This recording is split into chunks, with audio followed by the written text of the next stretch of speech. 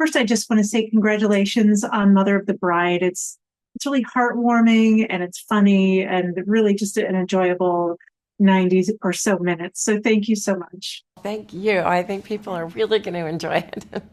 Yes, absolutely. And I want to begin by asking you a little bit about your character, Lana, and this kind of overarching idea of having given up on herself romantically and, in terms of romance, and then the idea of second chances and the nostalgia that's wrapped up in that. I mean, I think she had, given up on herself, but not from a place of pity. She had this lovely daughter that is her whole world. She has her research. She lost her husband and threw herself into being a single mom and still this doctor. And I think she was under the impression that she was just fine.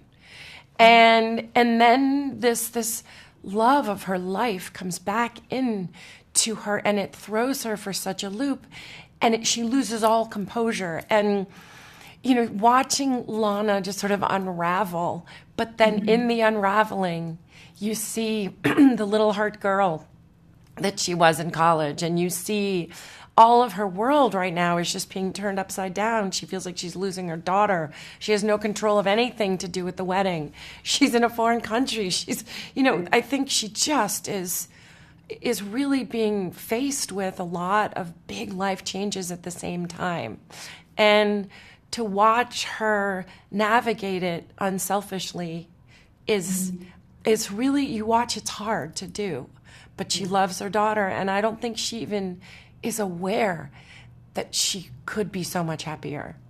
And then this love comes back into her life, and then the ups and downs of what brings that, and the heartbreak and all of that. And it really is just, she has to grapple with a lot. Yes, yes, there's a lot going on. And I want to be sure in the time that we have that I ask this question because what's really beautiful about the film as well is you have a long history with allyship for the LGBTQ plus community. And there's this beautiful gay couple who are on equal footing with all the other couples. In fact, they're probably the most settled. And you've also, you were in that incredible film with Cherry Jones, What Makes a Family. So you have this long history. And I wonder, would you talk a little bit about being an executive producer on this project that is really just showing gay love, queer love on a light with everyone else, and in a romantic comedy as well. So it's just fun. It's just really important to me that nothing was made into a cliche, and which can very easily happen in this type of trope, this. And I think that you can also go so far one direction that it becomes too self-aware.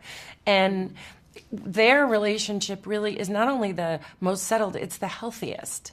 Mm-hmm. And it's the most overtly affectionate as well, which was really a point in the script that I was so happy that, here's Netflix deciding to do this movie about a woman my age getting a second chance at life, and this couple. You kind of think like, oh no, you're only going to get one of those things. You're not going to get the other. And it was so important for us with the writer to find that the truth, that type of truth, and not comment on it. We don't need to make a comment on it. It's just, it is what it is. And then once you do that, nobody's a cartoon.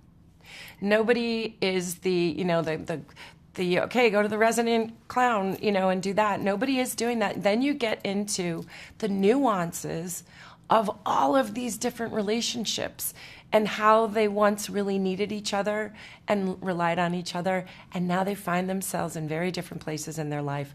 But what they loved about each other is still right there. So to me, those relationships were really important to be just portrayed as honestly as we all know in our real lives.